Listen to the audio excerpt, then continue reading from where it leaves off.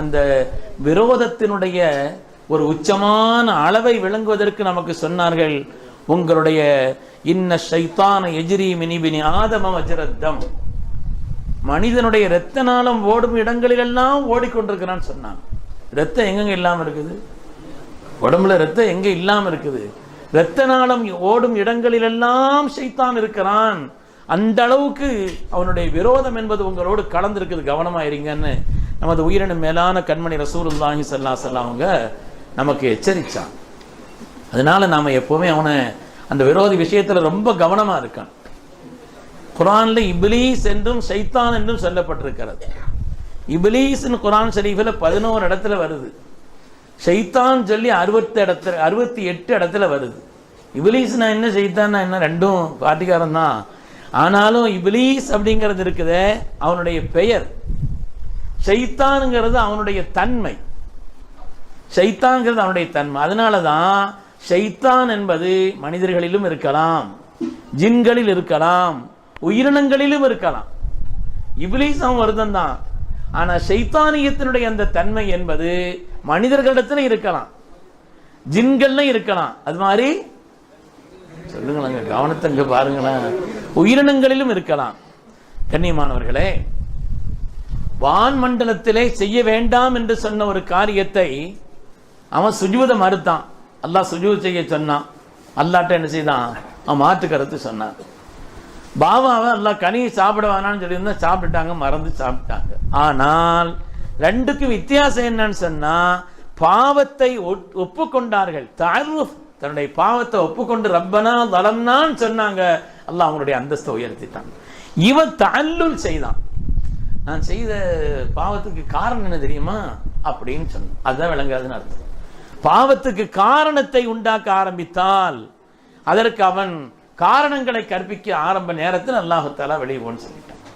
அதனால மிகப்பெரிய உலகத்திலே முதன் முதலாக அல்லாஹ்வுக்கு மாற்றான ஒரு காரியத்தை செய்தவனாக இவன் இருக்கிறான். அதற்கு நியாயமும் பேசினான். இந்த காரணத்தினால அல்லாஹ் போக சொல்லிட்டான்.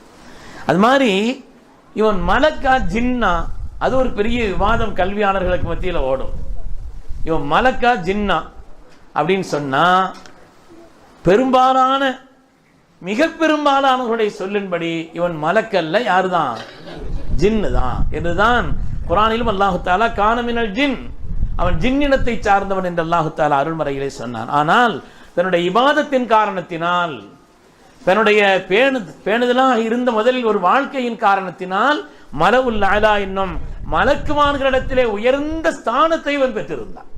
அப்படி ஒரு உயர்வான ஸ்தானத்தை பெற்றிருந்தான் என்ற ஒரு நிலையிலே முதலாவது இவனுடைய பிறப்புங்கிறது ஜின்னினுடைய இனம்தான். இவன் நெருப்பினால் படைக்கப்பட்டான், நீண்ட நாட்கள் வாடும் வரம் பெற்றான். அது மாதிரி அவனை நம்முடைய கண்களுக்கு தெரியாது, அவன் எல்லாத்தையும் பார்ப்பான். இன்னஹு யராக்கும் ஹுவ வ கபீலுஹு மின் ஹைஸு லா தரவுனஹும், அவனும் அவனுடைய பட்டாளமும் எல்லோரையும் பார்ப்பார்கள், ஆனா நாம அவனை பார்க்க முடியாது. இவனை பொறுத்தவரையிலே ஒரு வார்த்தை நான் சுருக்கமாக தான் சொல்றேன், இவனை பத்தி ரொம்ப நேரம் சொல்லணும், நேரம் இல்லை. எல்லோரையும் கெடுப்பான், எல்லா நேரங்களிலும் கெடுப்பான், எல்லா இடங்களிலும் கெடுப்பான். எல்லோரையும்,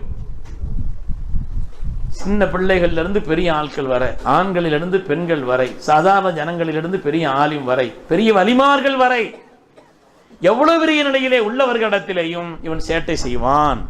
எல்லோரையும், எல்லா நேரங்களிலும். இந்த நேரம் அந்த நேரம் கணக்கெல்லாம் கிடையாது. எல்லா நேரங்களிலும் இவனுடைய அந்த ஷைத்தானுடைய சேஷ்டை இருந்து கொண்டே இருக்கும். எல்லா இடங்களிலும் இருக்கும். முனையும் விரிச்சு சொல்லல, ஆனா எல்லாரிடத்திலேயும் எல்லா நேரங்களிலும் அது மாதிரி எல்லா இடங்களிலும் இவனுடைய நிலை என்பது இருக்கும். ஒரு பெரிய ஆலிமா இருந்தாலும் சரி இவனுடைய சேட்டையிலிருந்து தப்பிக்க முடியாது.